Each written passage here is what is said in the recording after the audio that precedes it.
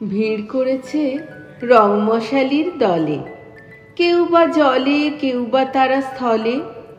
অজানা দেশ রাত্রি দিনে পায়ের কাছের পথটি চিনে দুঃসাহসে এগিয়ে তারা চলে।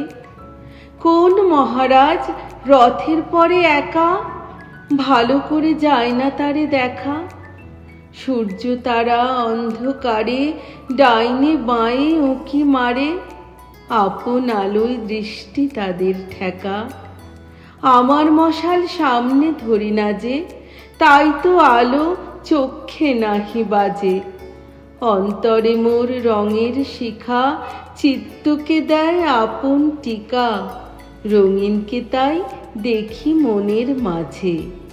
পাখিরা রং ওড়ায় আকাশ তলে, মাছেরা রং খেলায় গভীর জলে।